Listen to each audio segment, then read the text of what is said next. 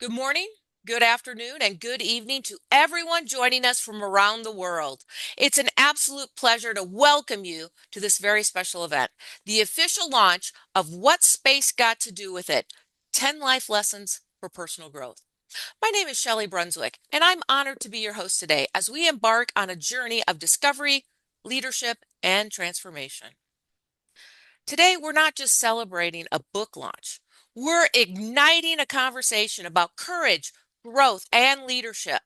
This event is for everyone seeking to lead boldly, personally and professionally. Whether you're an emerging leader, a seasoned executive, or someone charting a new path, this session will inspire you with practical lessons and timeless wisdom from some of the world's most visionary change makers. What space got to do with it has been a passion project inspired by my 35-year journey in the aerospace industry and the profound lessons I've learned from interviewing over 200 incredible thought leaders. The heart of this book is simple but profound: to bridge the principles of space exploration and innovation with personal and professional growth.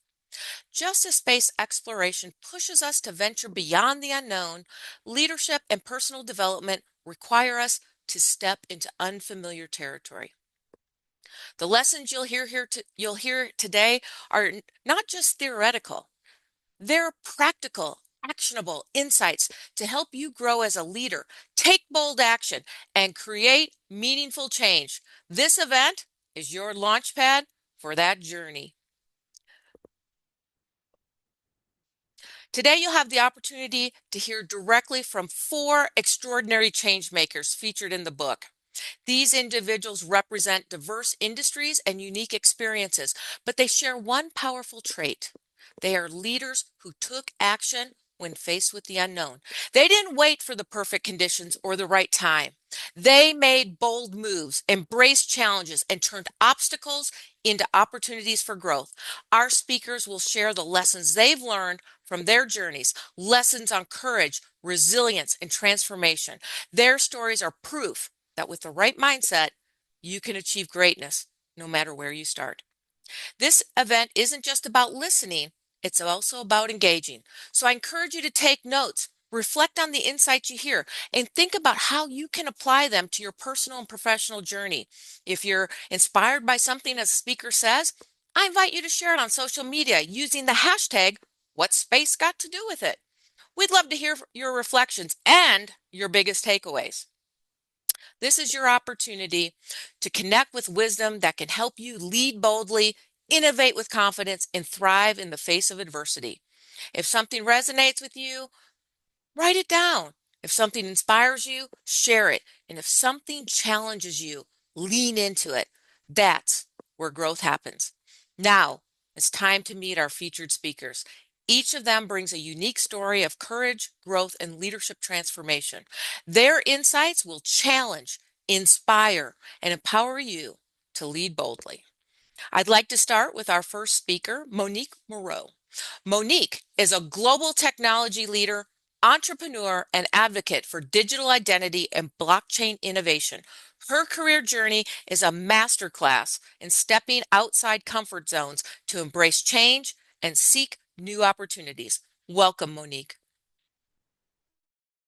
Thank you very much. It's a pleasure to be here. And yeah, did you want me to continue the conversation? I would love to, but unless you're going through introductions still. No, please share a little bit about Oh, your, sure. yeah, share a little All bit about right. your background. Yeah. So it's an eclectic background, as I was telling. As I had this wonderful interview with Shelley. I'm an accidental engineer. I actually wanted to be a diplomat, and so I mean, an undergraduate in French and geography, and so what we found out is okay, when you come out with a degree like that in Silicon Valley, the thing that you have to do is constantly reinvent yourself. And from that story, ended up going into networking. And there was this little startup company called Cisco. They were students out of Stanford, if you remember. So I am dating myself when that startup came in, and the rest is moving to history in the sense of really looking at something that was, yeah, I was accident. It was this accidental thing, but in the end, diplomacy and European history helped me, right? Because it's all about communications. And so I went on and worked at this great went on to work at Advanced Micro Devices, did networking in Silicon Valley, and then went on well, there's the first risk. Go to Europe, right? One-way ticket to Zurich, to Switzerland. And then ended up doing some really great work in telecommunications space. And then from there, uh, going forward to being a leader in a group of with a group of people who came from various backgrounds. And then what was interesting about the whole aspect as I went to do this journey, as I did join that company called Cisco, and I ended up in to be one of the CTOs in Asia Pacific. And that meant really being responsible for a bunch of you talk about very expansive content, populations and growth. That's where I was. I was in Hong Kong. I had responsibility for half the world, literally half the world. And so, which meant India, Southeast Asia, Australia, New Zealand, Japan, China, and it actually tested Cisco's knowledge of geography, which was interesting in its own space. I got patents there too. So 17 patents, became a distinguished engineer. And then had a chance to come back and really, this is where Switzerland grew on me and really got into more and more of the telecommunication space, and then joined a group of folks here in Switzerland, and then moved on. I think what is most important, let me just bring it to the point here.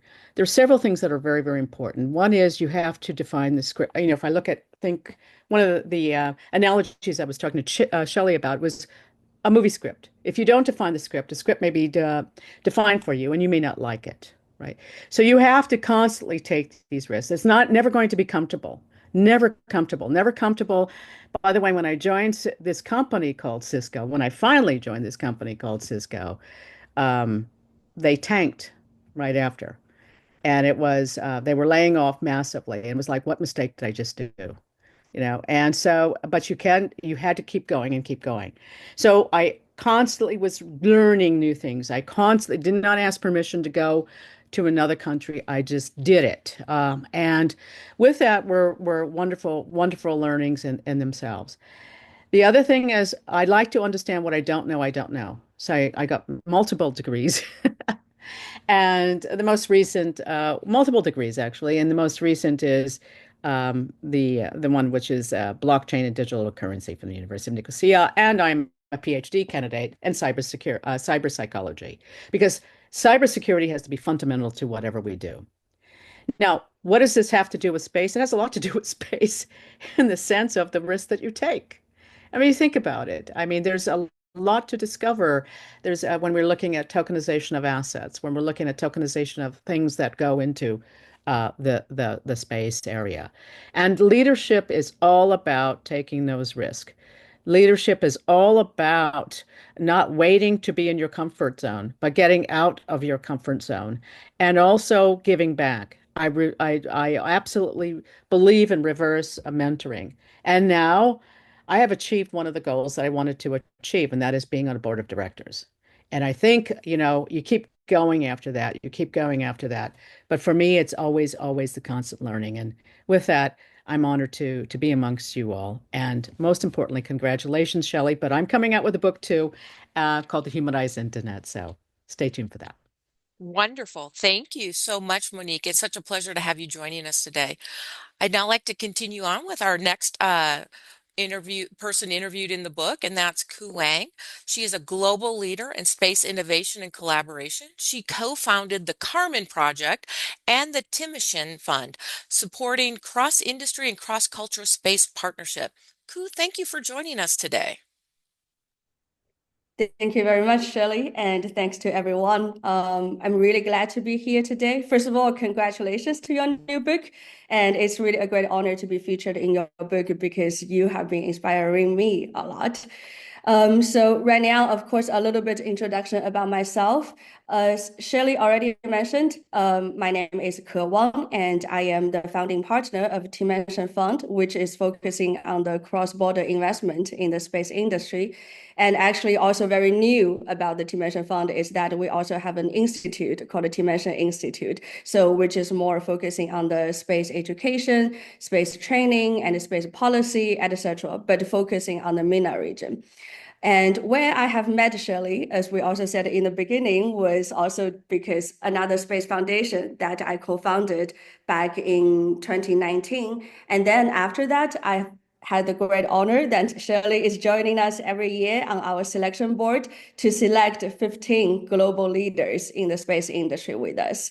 So just now, I was also hearing from Monique, and of course, I already feel a lot of how to say, like a lot of similarities, but of course you're also really leading a great path. I would say, first of all, my own background, like similarly as you, I didn't come from the space background. Actually, a long time ago, I did my study in international law. So after 6 years and then 2 years or 2 or 3 years working in the law firm and also on the WTO dispute settlement or trade remedies, which was totally different from space. And then I came to Europe, which also like, we like to get more degrees. We like to study more things. So I came to Europe to study in a business school called ESCP. And then it was also during the studying phase that I just entered the space industry and then started my own business, and then also got my proper space education to the International Space University. And even till this day, I'm very happy that I'm a governing member of the university as well, also to give the reverse mentoring, just anywhere that we can contribute and give back to the community. And then more on the academic side that I am also an Oxford Fellow working on the space governance and the space commerce. So, well, back to the theme, what space got to do it? I think for me right now in my daily life, it's really the vast potential of space and the interconnection between space and the non-space sectors that are really inspiring me every day. So, well, it's again great honor to be here, and I'm very looking forward to also hearing about the other panelists. Thank you. Wonderful. Thank you so much, Ku. Next, I'd like to introduce Sejal Budhalia. She is a leader in design strategy and aerospace innovation. As a master's student at TU Delft and a prominent figure in the Space Generation Advisory Council, Sejal's story shows the power of persistence, passion, and creative problem solving. Sejal, we're thrilled to have you here with us today. Hi, everyone, and thank you, Shelley, for the wonderful introduction. Congratulations on your book. And I am very super excited for it and super excited for you. Hi, everyone at the panel. It's great to meet you. And Monique and Kay for already your introduction and sharing your stories. And as both of you were speaking, I just felt certain dots connected because it really aligned with the way that I think and some of the things and challenges that I've taken up till now as well. So I can share a short story just about my background and myself. I'm from India. I was born there and lived there for 22 years until I moved to Europe, the Netherlands, to do my master's.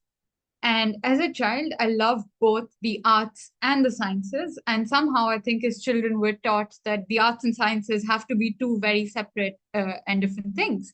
So I was always trying to balance both. I was training as a dancer and an artist, but I was also super into physics and cosmology and space. And when it came to deciding before my undergrad, I was really confused and thought that that one decision would really change the course of my life and I would never be able to change what I do. But I went with mechanical engineering and really explored a lot of different projects related to product innovation, related to aerospace, related to how space technology can actually help better life on Earth. And that's something that still resonates deeply with me today. But as I was going through it, and then I worked in aerospace for about a year, I realized that as much as I love space and everything that is to do with space, I equally love communication and talking to people and making an impact and making sure that all the space technology that exists can actually help us better life on Earth. And that connection of technology with business and design kind of really drew me towards applying to the TU Delft. And I think that was sort of a scary moment for me because up until then, I had a straight path ahead of doing engineering, working at a technology firm, and hopefully just working on cool technology and developing stuff that helps us on Earth and beyond. But then suddenly I decided to take a step back and get back into my master's in school. And well, I'm here now. I've been here for a year and I graduate next year. So now it's just all about figuring out a thesis and doing that and deciding what to do next. But one thing someone told me, and that always really sticks with me, is that we can have our roots in the ground and our head in the sky. And in my case, I think even in outer space. And that's something that I take with me every single day. So I really look forward to hearing all of your stories and your experiences. And thank you. And thank you, Shelley, again. It's my pleasure, Sejal. Thank you so much for joining us today. And certainly last but not least is the amazing Roger Spitz, a global authority on disruption and foresight strategy as the president of Tech Essential and chairman of the Disruptive Futures Institute. Roger empowers leadership and organizations to thrive in times of uncertainty. Roger, as you can see, uh, we're trying to share your book here, but my screen, there we go. I wanted to also share Roger's new book. Roger, thank you for joining us today. It's my pleasure, Shelley, and you're an inspiration to us all. Huge congratulations, and delighted to share the learnings and journeys of all of us. Indeed, we met in Washington, D.C. at NASA, and what space has to do with it, I think, is a great theme because it's expansive, it's infinite, it's the future.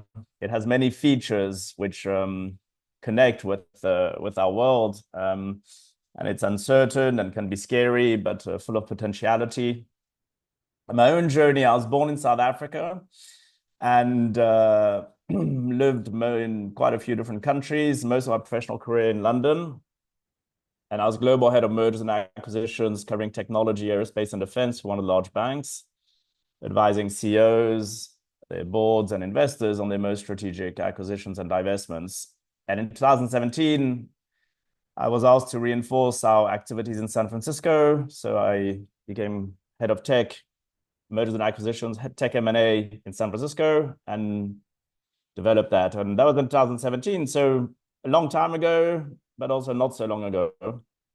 And when I moved to San Francisco, I promised myself to go down the rabbit hole of change. And that journey led me to many courses around complexity, systems thinking, foresight, futures, design thinking, but also improv, stand-up comedy, and other things, slicing really disruption, or which I see as systemic disruption. Disruption is a constant, and slicing that from different vantage points. And so we'll talk about that a bit later as we unpack it. But that journey eventually led me to deciding that carving out 10 or 15% of my time for these topics wasn't enough. And so I decided a few years ago to go full time.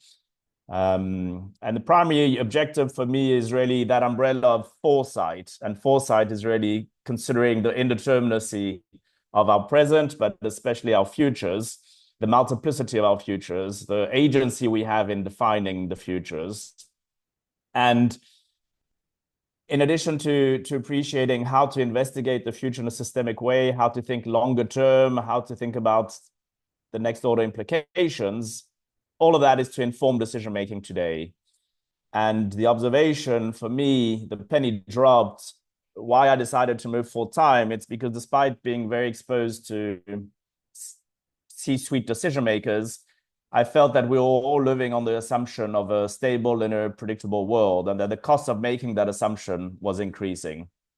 And I felt that if C-suite and the organizations are challenged in terms of the uncertainties and appreciating the inverse relationship between predictability and uncertainty and the implications of being in an unpredictable world, what does it mean for the 8 billion people who are living complexity, who are taught educational systems that are not updated for the reality of our complex, unpredictable world? And so that led me to a deep interest in how do you drive change? How do you see the world, the role of education, and what is transformative change, even if you're well-intentioned in our complex environments. And none of this is negative or positive. It's neutral. It's just uncertain. And I actually see it as very positive because if things were predetermined, we would have no agency, freedom, and choice. It's the indeterminacy and uncertainty that is precisely what gives us the agency. So looking forward to continuing to unpack these topics with all of you. And once again, huge kudos, Shelley. It's a fantastic and couldn't be more important and timely to share that with the world. Thank you for your book and your contributions. Well, thank you, Roger. We're so excited to hear more about your insights later. What I'd like to do is now kind of focus on the chapters and then share a little bit about the chapters and then include each of the individuals share a little bit about their journey and their insights from that chapter. So I'm going to start with chapter 4, Beyond the Desk, Expanding Your Horizons. It challenges us to break free from the familiar and step into the unknown. While routines and comfort zones offer stability, they can also stifle creativity, growth, and opportunity. True growth begins at the edge of our comfort zones, when new perspectives and possibilities await. This chapter explores how stepping beyond the boundaries of our desk, both literally and figuratively, unlocks doors to personal and professional growth. One of the extraordinary leaders featured in this chapter is Monique, the global technology trailblazer, entrepreneur, and advocate for human-centric innovation in blockchain and decentralized identity. Her career exemplifies the power of bold actions, from navigating pivotal transitions at Cisco to becoming a leader in emerging technologies. Monique's journey reminds us that growth doesn't happen by chance. It happens by choice. And her story of taking intentional risks, embracing new challenges, and consistently pushing the limits of what's possible will leave you inspired to do the same. So, Monique, again, we're so excited to hear more about your journey and insights and lessons learned. Thank you. Well, thank you. And again, I'm just so inspired by this great panel. And Shelley, just thank you so much for bringing us all together. Yes. Well, listen, as I said in the introduction, if you're comfortable, you're never going to grow. And I think, Roger, you were talking about, uncertainty. We're going to always have uncertainty. If we had certainty, we wouldn't, why bother, really? And that has been my path and journey. And sometimes I've stepped into situations where it was impossible, things of like when you join a company and all of a sudden they were the most coveted company in the world, and now they're going through an entire bunch of layoffs. It's like, what do you do, right?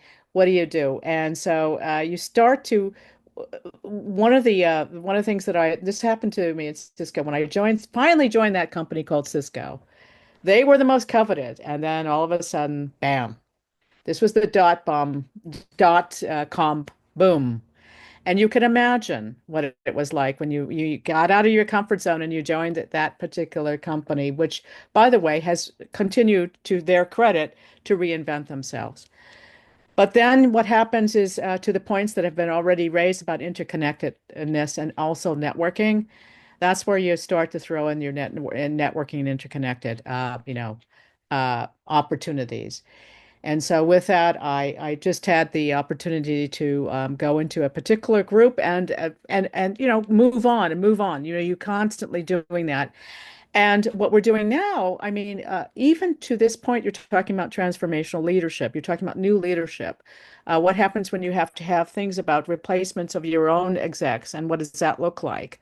And so the thing that's most important from perspective that I've always stated is that no matter whether it was in the very, very, very beginning of my career, where it was accidental engineer wanting to be a diplomat. And by the way, I use diplomacy in my work. I mean, I am actually a co-chair of the GSMA, for mobile networking, for stable coin, for example, for carriers, or tokenization for carriers. So you get that. I chair two IEEE groups. You have to have networking. You have to have diplomacy skills in ethics, and ethics in extended reality, ethics in metaverse systems. Ethics is going to be, for me, very, very important in what we do. Even though it's contextual, it's very key, right? It's foundational to what we talk about. And then, moving into AI, which is a big mouthful at this point in time, but also, what does that mean from an ethical component of it? Quantum security, an area that I worked with the GSMA and IBM on in terms of defining infrastructure for that. So you see a pattern that's going in. It's constantly learning, constantly contributing, not asking for permission to do that, but just to go ahead and raise your hand. How many of you know when you raise your hand, it's like, who can do this?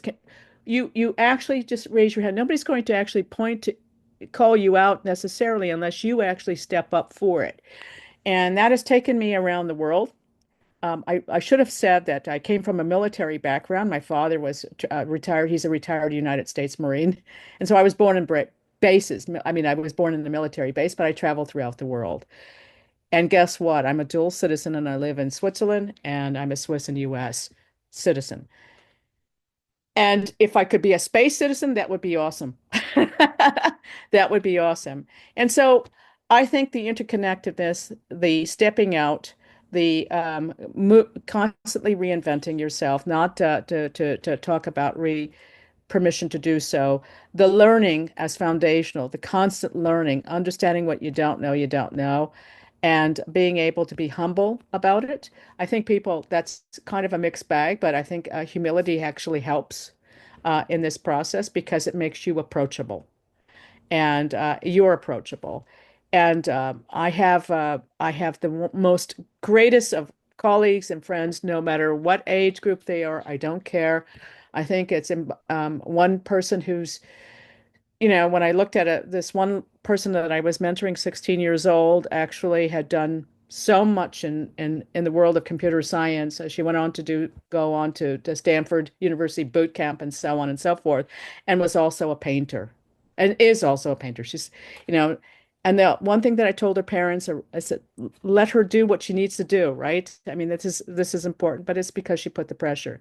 Here's the last thing. One of the last things that I will say is take up a course that is not in your course that is you would never think about. So, for example, when I was at the strategic group, particular group, partnership group at North Carolina State University, one of the things that was stated was, look, for people who are studying computer science and engineering, wouldn't it be interesting if they took a course on acting, singing? When you're acting, think about it. You have to be on your feet. So, and that's a type of thing to look at something, learning of something new that's not necessarily in your own discipline, but being able to do that. So multiple languages to help and etc. So I'm humbled to be with you all. And as I said before, it's also about when you are comfortable, please take that as a red flag for you. It means you need to go and do something else. Because if you don't push yourself, if you don't do that, as I said before, a script will be written for you. You may not like it. Thank you once again.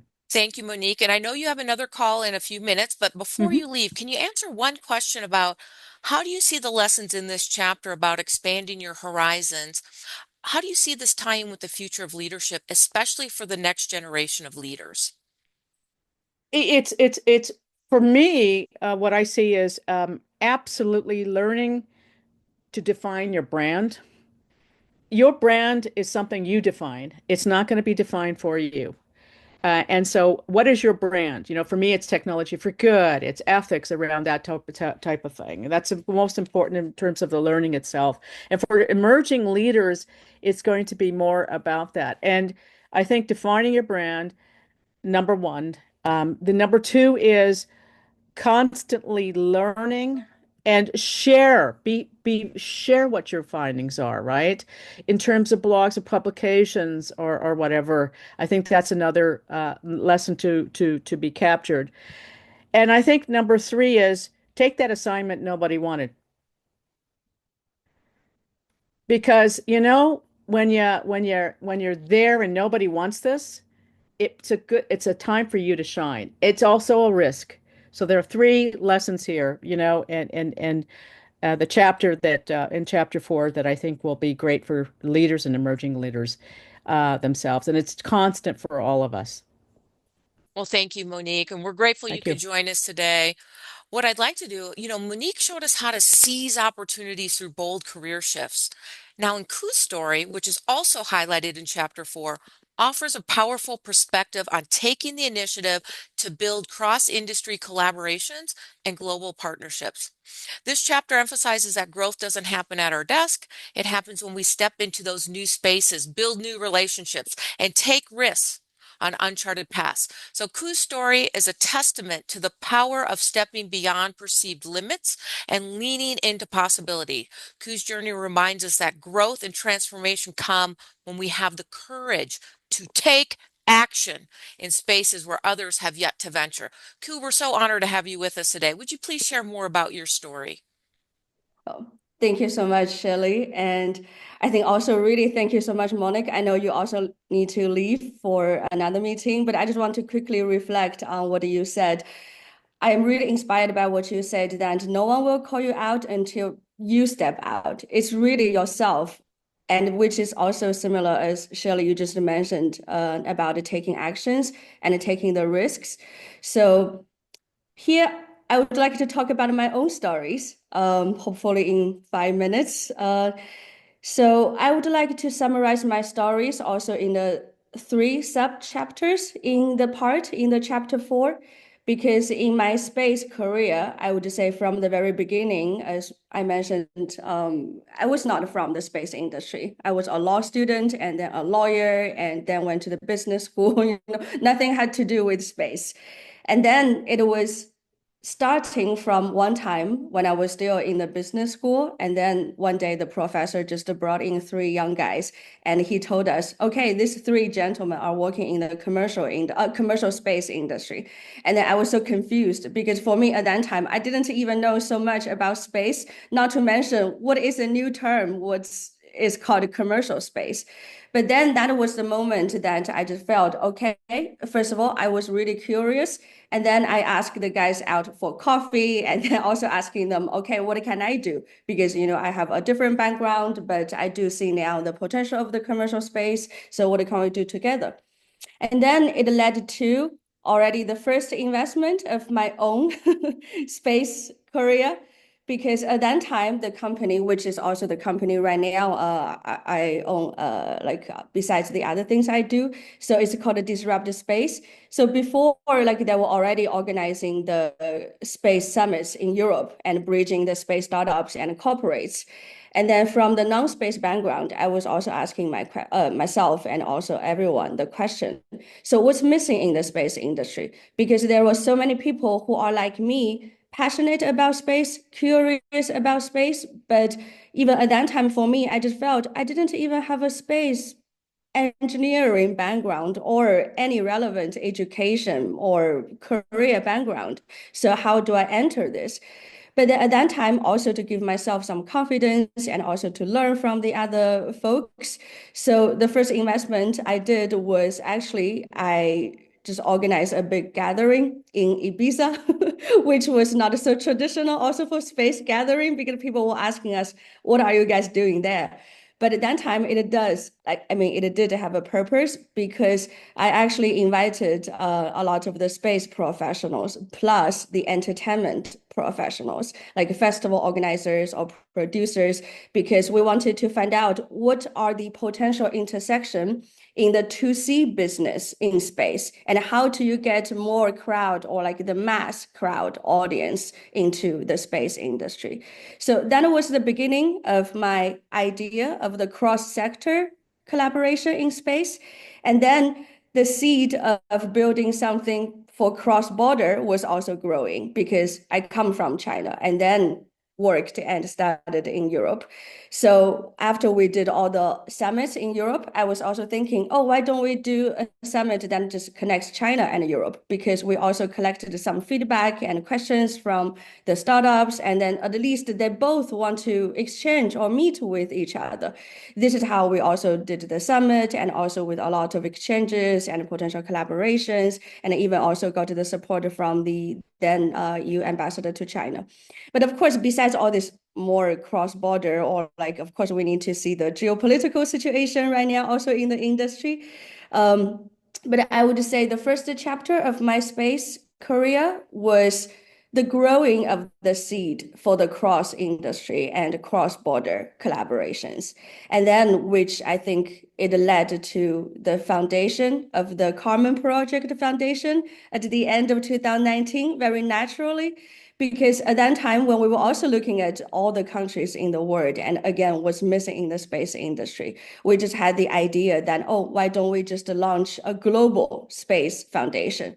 This is why in our board members, like we have the board members from the US, from China, from Europe, from MENA region. So we, of course, we want to make it as more global as possible. And at the same time, every year we do the fellowship program. And this is where Shirley knows every year you have a difficult task to select between among all these amazing applicants. And then at the same time, we are very happy to see that they're doing the great initiatives because, of course, we are focusing more on the more impactful initiatives, what they can do and how we can help together.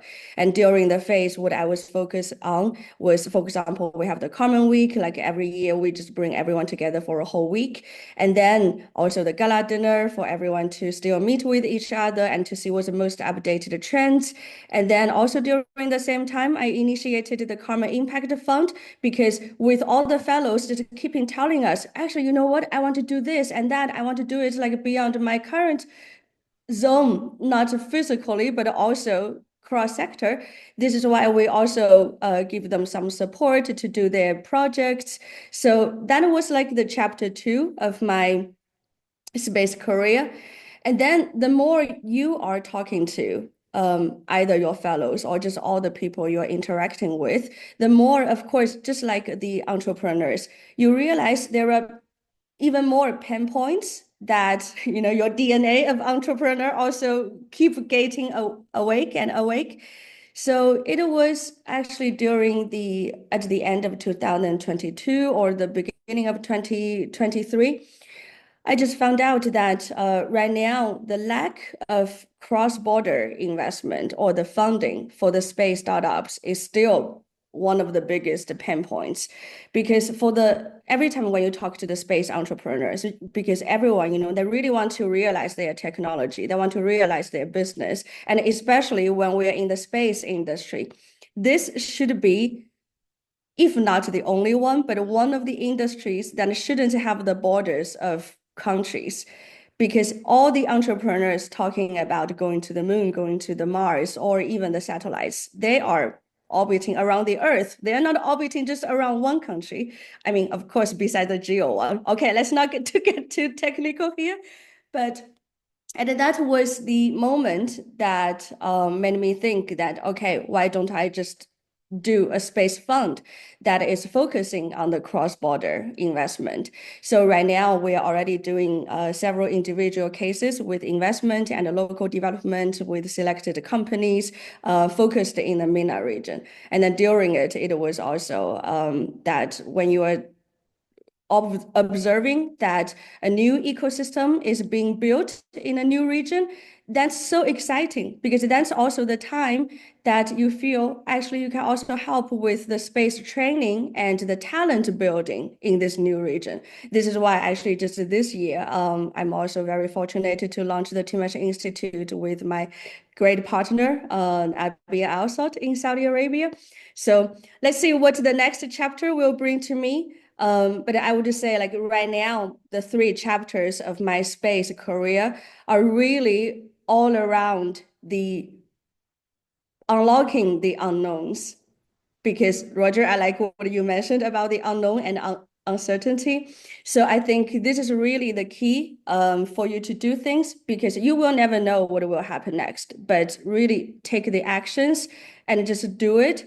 And during the process, when you're talking to people, then you can always fine tune your strategy or get good lessons and also experience from the other peers. Yeah. So. Awesome. Well, thank you, Ku. And your story emphasizes the power of the cross-industry collaboration and taking bold steps in new spaces. How do you see this lesson playing a role in the future of leadership, especially for our next generation?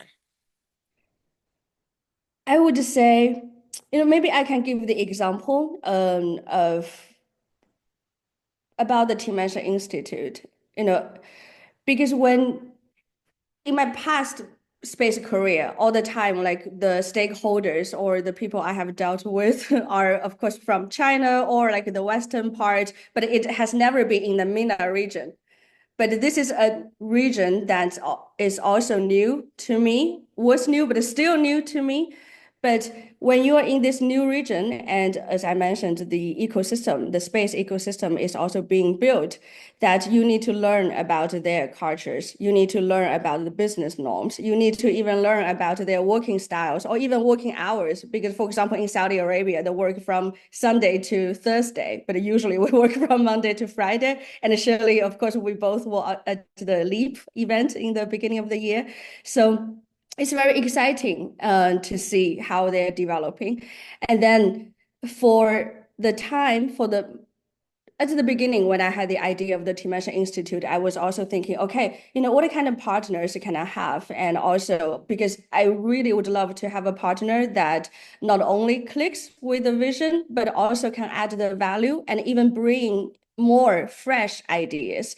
So that was the time when I met with Abiel Sord. And then after, we really spent almost for some time, 1 month or even 2 months, every day talking about and writing down about what we want to do, about the flagship programs. So that has been still very inspiring for us every day, because now, of course, it's getting more and more mature and we just receive different proposals. So I feel my advice is really still, even if you are facing the new challenges, when you are facing something that you thought will be difficult for you to understand. But again, just do it and analyze your own skills and strengths, but also don't be shy to look for the perfect partners.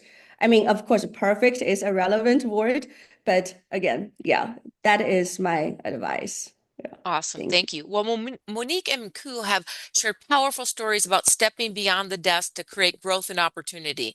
For Sejal and Roger, how have you expanded your horizons, and what advice would you offer to leaders who may be hesitant to take that first step? So, Roger, how about I start with you, and then we'll have Sejal go next. Oh, you're on mute.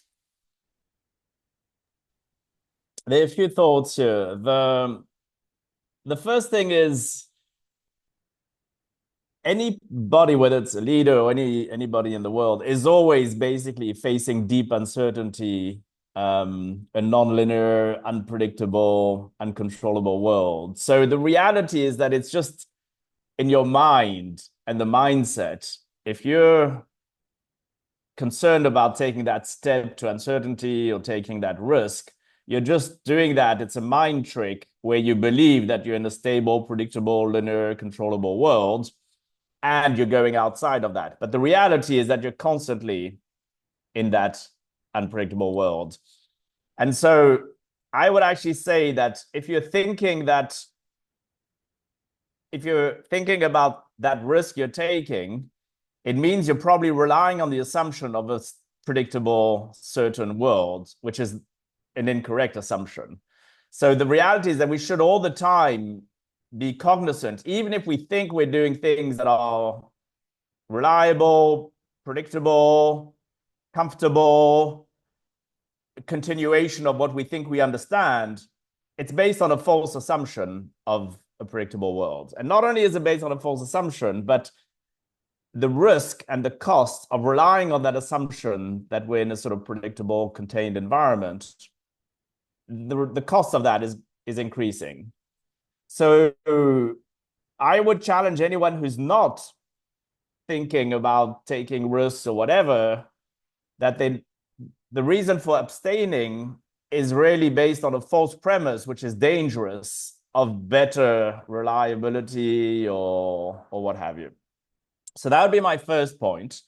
And concretely, there's an inverse relationship between predictability and uncertainty, as I mentioned earlier. So the more uncertain our world, the less predictable. So the reality is that we should be constantly cognizant. I think it was Monique who mentioned the word humility. It's an important word, because humility is not, I mean, of course, it helps with being approachable and a million virtues. But the most important thing with humility is that you're applying a kind of Zen Buddhism or Eastern philosophy perspective of Shoshin, of beginner's mind, of the fact that you don't know what the future holds. The second thing I would say is that it's actually not necessarily a negative thing. It's actually a very positive thing. From a philosophical perspective, for instance, as Jean-Paul Sartre says in existential philosophy, you exist and then create your essence. And that means that basically you exist in the world and then you define your beingness. And it's agency, freedom, and choice. That means that you take certain actions and that becomes your world. You create your futures, you create your beingness. Said differently, it's thanks to uncertainty and indeterminacy that you're able to do that. Otherwise, things would be predetermined. And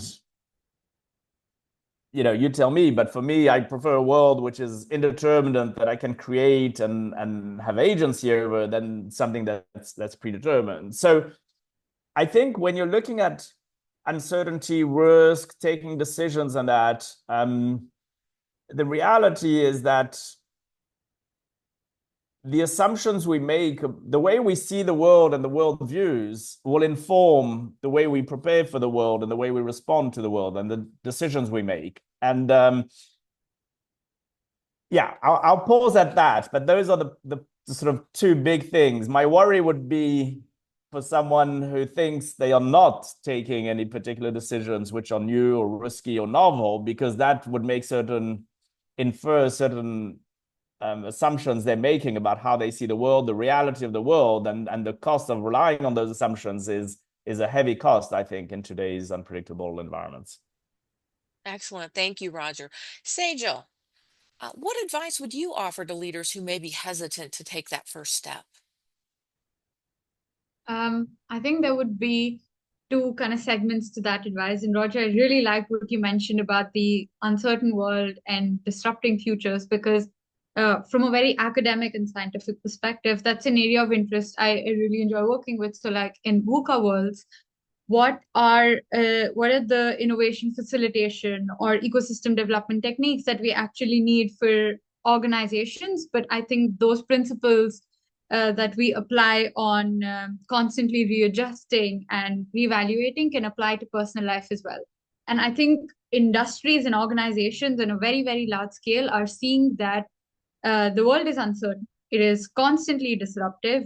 Emerging technologies are changing day by day. A few years ago, yes, the term AI existed. Now, I think most people use it in their everyday life. More and more organizations want to adopt the use of AI, but at that same point, they also have people working in these organizations who may be resistant to that change. And I think one of the most important things for us to do as possibly leaders or even as people is to look at the situation a little more empathetically, if that makes sense, and with a little bit of empathy, because personally for me it would be, how do you drive that behavioral change within people so that they are more ready to accept and adopt the change? So for example, and specifically so in the aerospace industry, because the industry has people who are so rich in their experience and who have been in the industry for such a long time that they have seen the world evolve from probably a very traditional way of thinking to now a very disruptive and ever-changing world. And I think for leaders who are trying to probably bring in the change, or might even be a little hesitant to, need to take a step back and think how it will impact the people who have been in organizations for the longest time, and what they can do to make the transition easier for them and for themselves as well. So I think it would be placing all the uncertain and ever-changing situations in a way that suits the needs of possibly the individual and the organization, or at least challenges them in a way that connects with their passions. So I think from a very academic standpoint, that's one, because that's what we're seeing a lot in academia. And just from a personal experience, a short quote would be, I really believe in taking chances, and that is certainly not easy every single day, and it is really uncomfortable at times. But I think, as what a lot of everyone said at the panel, but and also Monique, was about that if you don't write your script, someone else will write it for you. And for me as well, I think it is that I really want a big life and I need to make that big life happen because no one is going to come and make it for me. Yeah. So I think it's just thinking about it from that perspective and that mindset, and then seeing what works for you. Because it really is a very intrinsic thing that needs to come if you want to go out there and change. Fabulous. Well, we've wrapped up talking about chapter 4, and now we're going to pivot into chapter 2, which is defying gravity, trying anyways, even when the odds are against you. This chapter reminds us that success often requires persistence in the face of adversity. It's about having the courage to try, fail, and try again. This chapter explores how taking risks, even when success isn't guaranteed, creates opportunities for growth and transformation. One of the extraordinary leaders featured in this chapter is Seijo. She embodies the concept of defying gravity by pushing past obstacles to achieve bold goals. Her story reveals the power of persistence, creative problem solving, and unwavering belief in the power of possibilities. So, Sejal, we're so excited to have you here with us today. Please share more about your journey. Yeah, absolutely. Thank you. So, I think Shelley has put it like really, really well when you said defying gravity, because I think that really captures the essence of what I was going for and what I mentioned earlier about taking chances. Uh, if I share a very personal story, I think it would be that even till today and now, and I do this every day, is that I have a rejections folder on my Google Drive. I'm someone who likes to be highly organized. So I do apply for a lot of things. And when I say apply, it can be fellowships, but it can also be, say, a master's program in a field that I had never studied before. That was very, very different from what I did in my bachelor's and during my work experience. But it can also be very everyday things of even putting out new ideas and exploring passion projects uh, when I already have kind of so-called a seemingly set list of tasks to do. And so what that rejection folders does for me is that every time I apply for something and maybe it does not fall through and I get rejected, then I always make sure to store each rejection. Of course, I celebrate the small wins and have an acceptances folder. But seeing those rejections, obviously in the instant, it is difficult and it takes me some time to like, okay, now I need to reevaluate. What did I do wrong? And sometimes it might just be just sitting in bed and reading my favorite book and, not really thinking too much about it. But each time I look back at it, it shows me that I actually tried. And the path from then point A to point B is not a straight line, but like a super convoluted line with ups and downs. And it sort of almost to me is like a stepping stone. Because each time that I try is that I expose myself to like new opportunities, really put myself out there. And if it works out, great. But if it doesn't, hey, at least I tried. So I think that's the kind of mindset that I've tried to share with Shelley during the interview and also through the chapter. And one of the most important things throughout that also came in the form of mentorship. So for me, one of the people who's been my biggest inspiration is actually my father. He left home at the age of 16 to study, and education for him became a means to provide for his family, but also to do absolutely what he loves doing. And I think I've been in a really privileged position where I had the opportunity to choose what I want to do, did not have a lot of pressure to immediately start earning or working. And even now, I'm thankfully at that stage where I can really explore what I want to do, really play around with the choices that I have. And I think that is definitely thanks to my father and to my family, because um, he really taught me that balance of going for what you really want while also overcoming obstacles with such ease, almost, as I would say. But also one other thing that stands out is never to be hesitant to ask for help. I think not just in the aerospace, in the space industry, but across, and especially me as a student now, who's, yeah, just 24. If I reach out to someone and say, hey, I'm trying to learn about this, and I'm just a student, would you have 30 minutes to maybe have a coffee chat? I think 95 or to 99% of the time, people always say yes, and they always agree, and they're happy to just sit down for a chat and share their thoughts and experiences. And I think as people, global citizens or people across the world, I think we now, with the power of the internet and networking and social media platforms, we really do have that opportunity to just reach out to people, say some things that we really like they might be doing, and embody that into our own everyday experiences. So I think that is something that's been transformational to me, the power of mentorship, the power that you can really learn from someone else's path while trying to make one for yourself. And I've been really lucky, I think, from UNUSA, the Space for Women mentorship program, also having conversations with Shelley, and from global thought leaders around the world who are more than willing to share their expertise. So I think what I would like to end with is that if you don't ask, you will never know. And that is one thing that I really take with me. Awesome. Sejal, your story reflects the courage it takes to keep going even when the odds are stacked against you. Can you share a moment where you faced a significant challenge but decided to try anyways?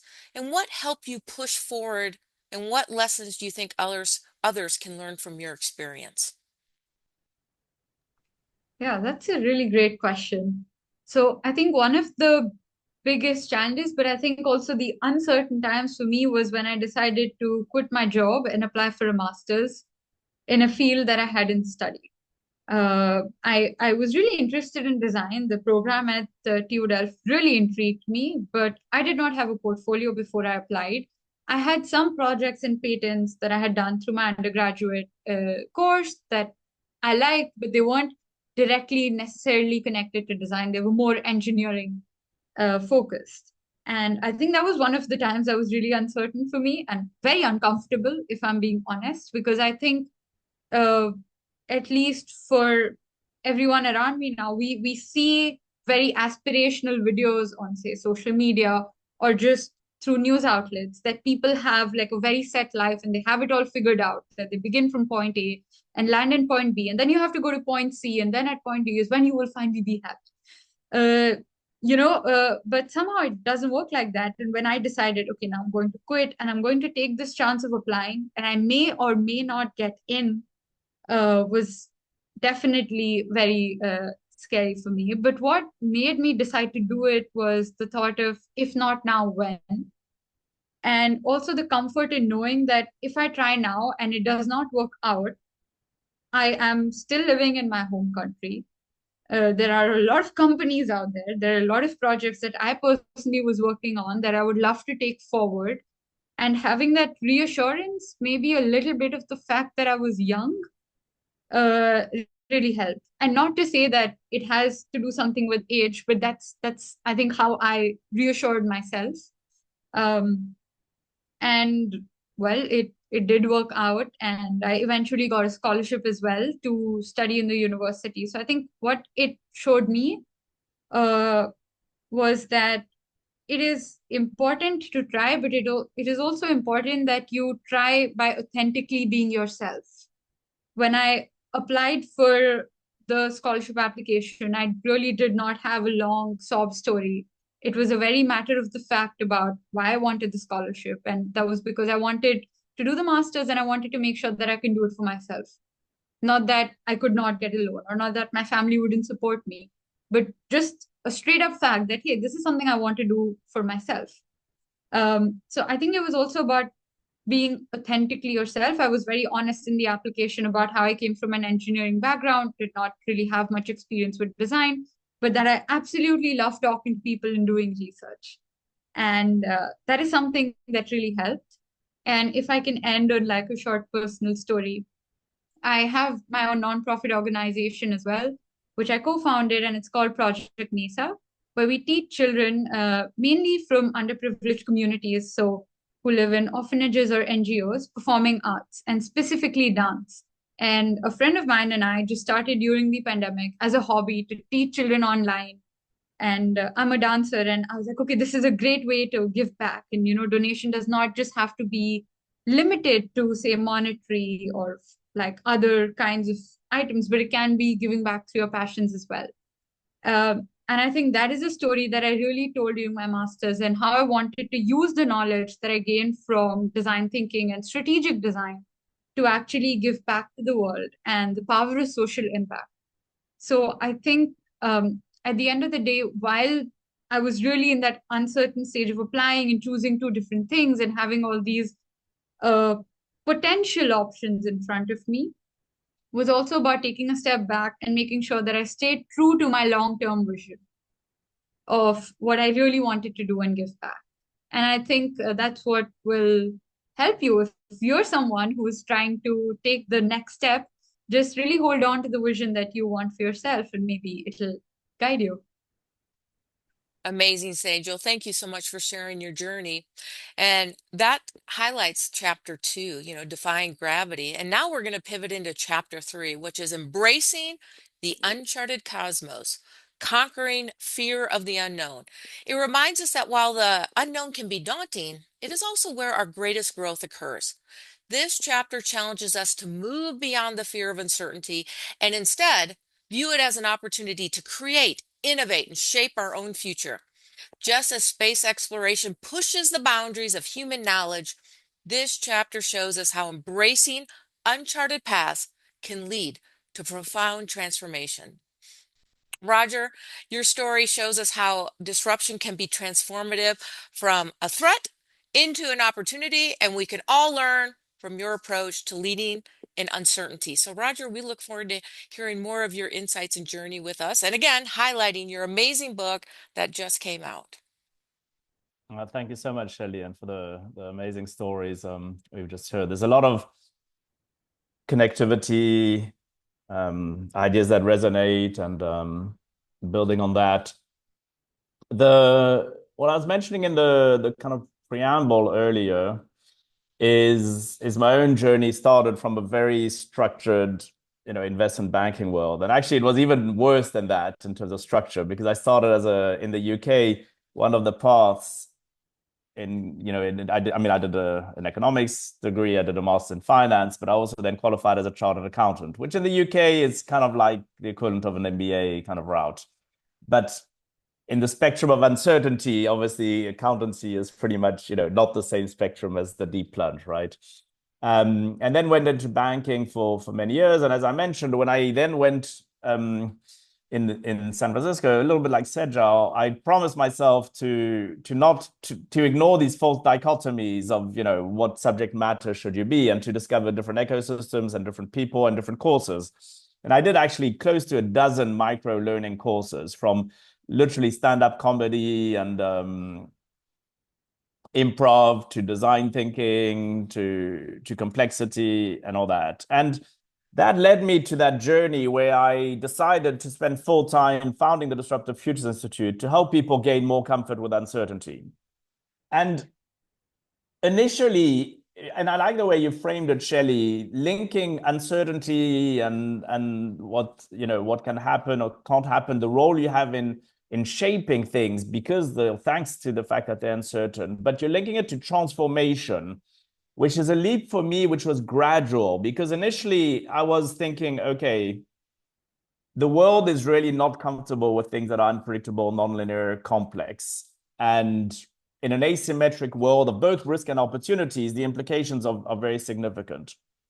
And I felt that, if you study systems thinking and the drivers for change, education is the biggest driver for change. It's the biggest lever, right? We've all touched upon it for our own journeys and other things. And so the way you see the world, your worldviews, your education, from playground to the boardroom, so it's not just structured schooling, will form how comfortable you are with that journey and that uncertainty. And one of the things I did early on as a foresight practitioner in futures is help build capacity for futures intelligence, for future preparedness. So I will work with the World Economic Forum, part of the Global Foresight Network. Our own organization gives executive training. We write books. Basically, the common theme is, how do you appreciate systemic disruption, constant change, that is not necessarily good or bad, that it just requires a different operating system for it. You need to think about that. And education is a topic that's dear to me. And I'm on the nonprofit called Teach the Future, for instance, where we're bringing literally to 12 to 18-year-olds ways of thinking of these topics in a way that's kind of compatible with youngsters who have their lives ahead, who are not in a professional environment yet, etc. But the point here about uncertainty, what's interesting and why it's so important to get that comfort zone is that I see it as a building block to then transformative change. And why is transformative change so important? It's because, I don't know about all of you, but the status quo for the world is not really viable, right? Whether you're looking at social aspects, whether you're looking at the environment, whether you're looking at conflict, whether you're looking at emerging technologies. Not that there's anything wrong with emerging technologies, but to have a better handle about the impact on humans, on decision making, the ethics, etc. So the status quo is not really an option for the sustainability of humanity and our world, right? And so if you break the status quo, you need, one, the realization that it warrants change. And that's actually why our book is called Disrupt with Impact. But not only do you need to disrupt in the broadest sense of driving change or how you're affected or not by change, but it needs to be effective. Change doesn't necessarily mean that it's effective. And it's very sad how much probably philanthropy, I don't know if there's some research on this, but my guess is that if you look at how much philanthropy there is, how much of it is thoughtful, intentional, and effective. And the effectiveness is at different levels. One is that you need to be intentional and that. But the most important thing is that driving change through complex systems is not straightforward. It has specific levers. It's by definition not just binary. It has next order implications.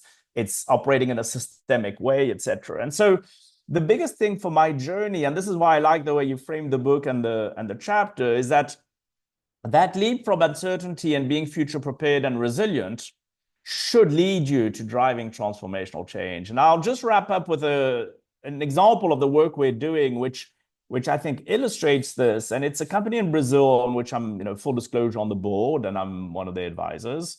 And it's called Lux Carbon Standard. And this company, Brazil is obviously an important country with the Amazon, for climate and that, is the first carbon credit certifier in Brazil.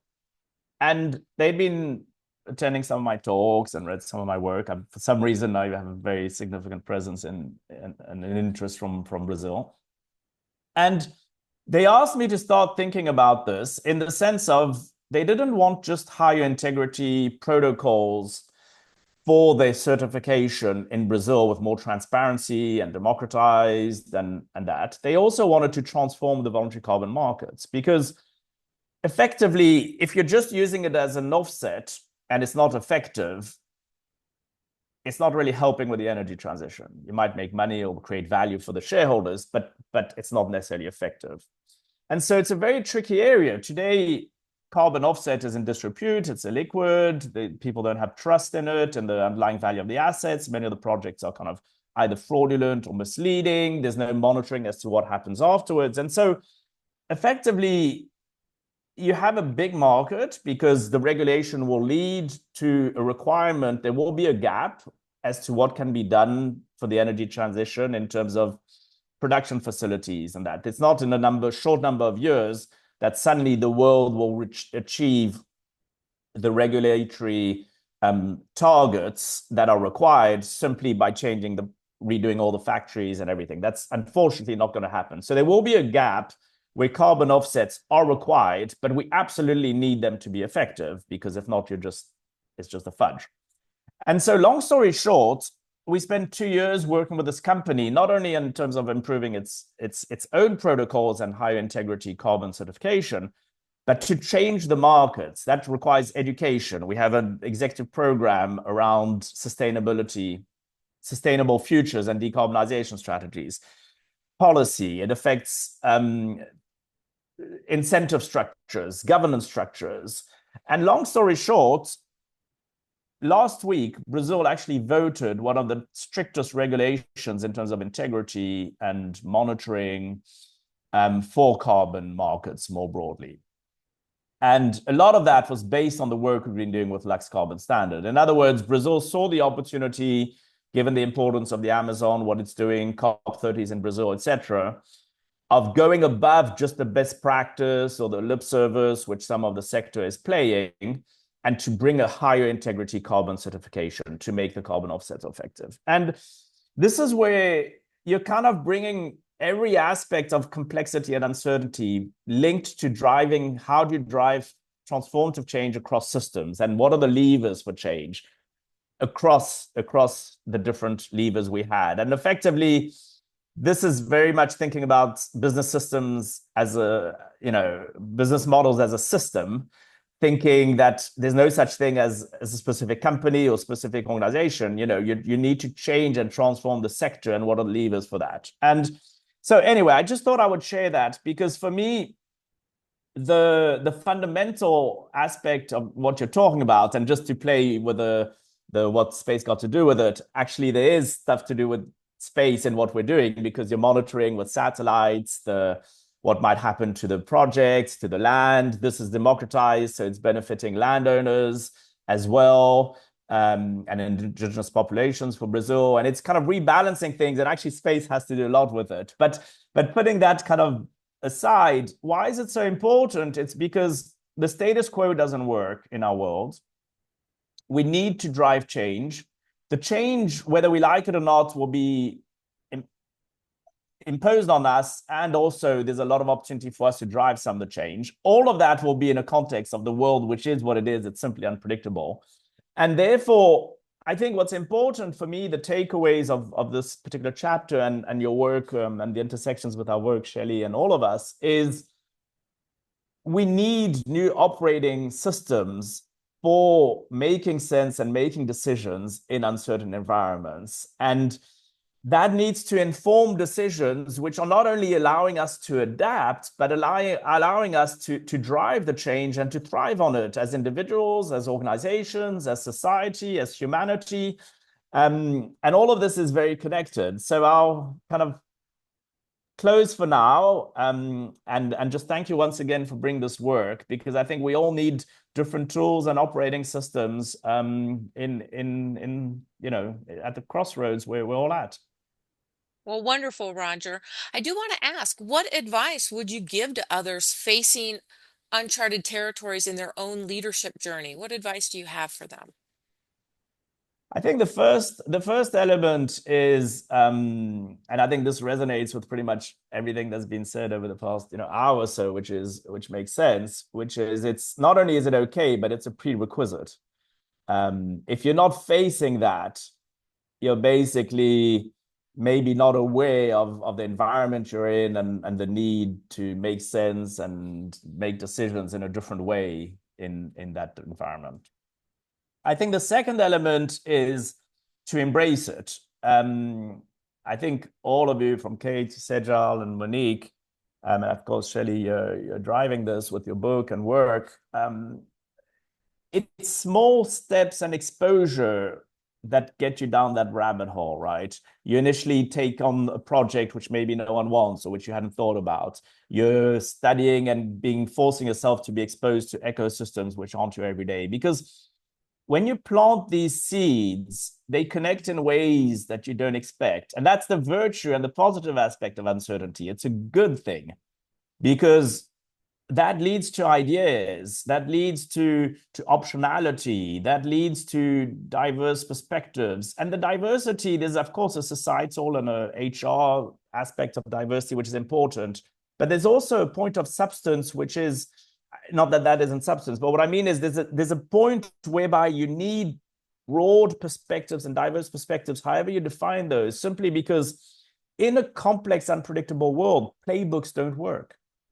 So however much you're an expert on something, however much your CEO has 30 years experience, however much you studied a post-PhD in whatever subject, in the end, it's the intersection and different elements which are required to not answer better questions that we understand, but ask the questions we're not thinking about, and coming up with novel solutions for complex unknown unknowns. And so the diversity of views and the connectivity with different ecosystems and the exploring these rabbit holes and experimentation, the trial and error, is because we are not only in a Newtonian, mechanical, understandable, controllable, certain world. Some of the aspects are, how do you send a probe to Mars, Shelley, is something that is not easy to do, but we understand it. But some other things we don't. We don't understand societally what's happening. We don't understand some of the emerging technologies.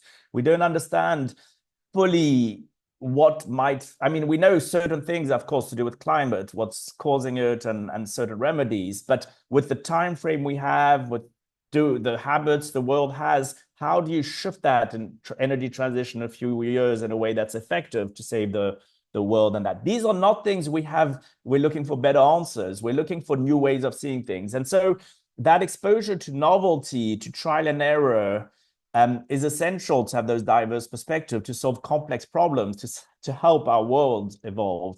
And so I think these are things, and I think Sajal, you mentioned it, and others, ask for help doesn't just mean because you're stuck. Ask for help can just mean part of that discovery process of what should I read, who should I meet, what should I learn, of being curious, of being letting serendipity play its role in discoveries, as it often has for many things. So I think these are all elements which will be part of the toolbox, which one has to think about. And I wish it wasn't on a book like yours and on a session like this that people would discover this. I wish that it was so basic that it was impossible not to be cabled like that everybody would have this operating system, that educational systems from the playground to the boards would help us make sense and make decisions in this complex, unpredictable environment.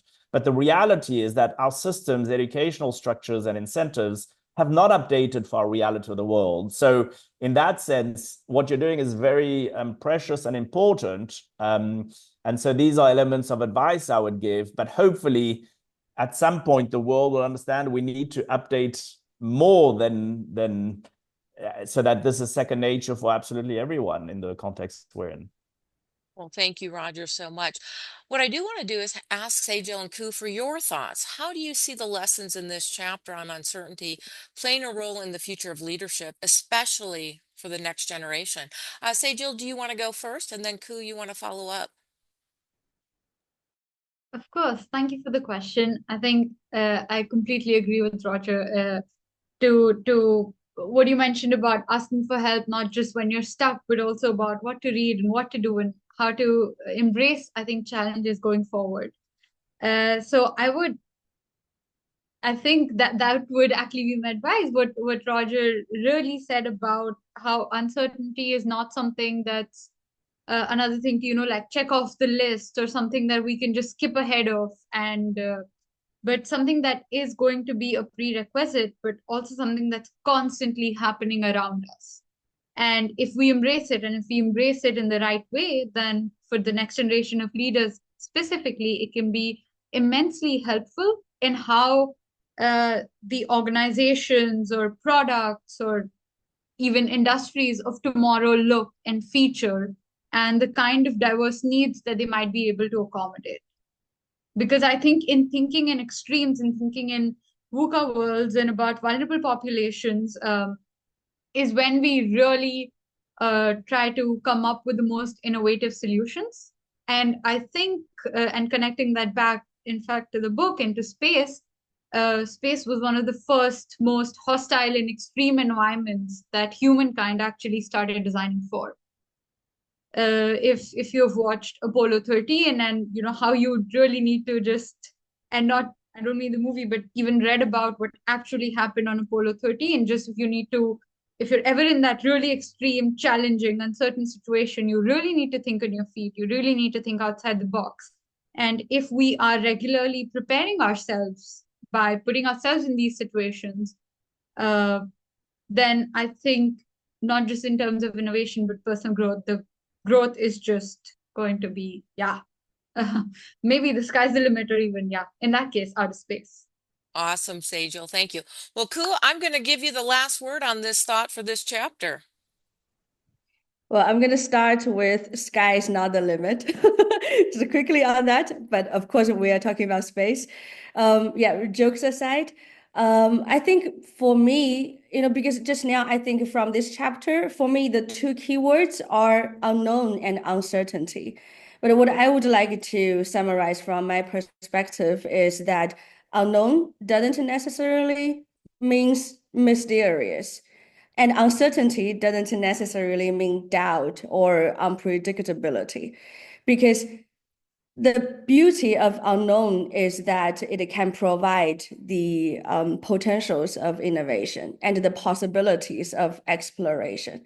And the beauty of uncertainty is that actually you can also do the breakdowns, because this is why sometimes when we talk about unknown and uncertainty, if you put it in a different context, because when you ask people, what are your vision? Actually, that's a moment people usually don't think about the uncertainty or the unknown part, because that's actually the right moment. Everyone can be so brave to tell you what my vision is.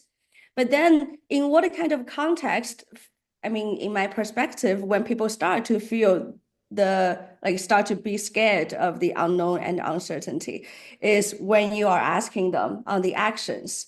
So this is why I just feel that, when my advice would be that still be brave to tell your visions, but also be brave and be concrete on the actions. And this is where you will be less afraid of the uncertainty and the unknown part. Break it down and tackle the challenges one by one, and then you will see it's just getting clearer and clearer. So that is just my advice, and I hope, of course, I will also take it for myself, and yeah, I hope it's helpful for the people as well. Thank Well, you. thank you so much, Ku. Wow. Today we launched more than a book. We launched a movement centered on courage, growth, and bold leadership. The stories shared by Monique, Ku, Sejal, and Roger remind us that growth doesn't happen in our comfort zones. It happens when we rise to the challenge, even when the path ahead is unclear. Our speaker showed us courage isn't the absence of fear, it's the decision to act despite it. They taught us that resilience isn't about avoiding failure, it's about learning from it. And they reminded us that each of us holds the power to lead, grow, and thrive. To our speakers, thank you for your vulnerability, wisdom, and authenticity.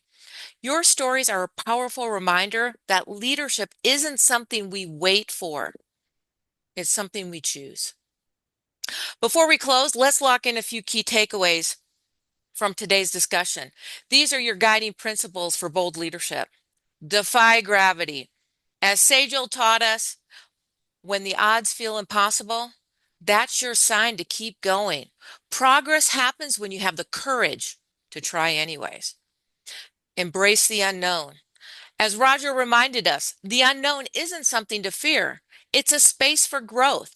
Shift your mindset from fear to curiosity, and you'll discover opportunities others overlook. And expand beyond the desk. Monique and Ku showed us that growth happens when you step beyond the limits of what's familiar. True transformation requires action, not permission. These lessons are your call to action. Choose one that speaks to you and ask yourself, what action can I take today to live this lesson? It might be a bold conversation, a career shift, or a small act of courage. But take it anyways, because growth starts with action. Well, today is just the beginning. If you haven't already, I invite you to get your copy of What Space Got to Do with It 10 Life Lessons for Personal Growth. It's more than a book, it's a playbook for bold leadership with stories and strategies from global change makers, including the incredible leaders you heard from today. It's available on Amazon and it's designed to inspire, challenge you, and guide you to new heights. But don't just read it, live it. Take what you've learned today and turn it into action. Maybe it's reaching out to someone new, taking on a new role that feels outside your skill set, or simply saying yes to something that scares you. Whatever it is, take that step. Your growth starts where your comfort zone ends. And I'd love for you to stay connected. Join the conversation on social media using hashtag What's Space Got to Do with It? Share your biggest takeaway or the boldest step you're planning to take. I'll be watching you, and I can't wait to hear what's happening next. Thank you for being part of this incredible journey. Your growth is your greatest investment, and I'm honored to have you here. I'm Shelley Brunswick, and until next time, I look forward to seeing you around the galaxy.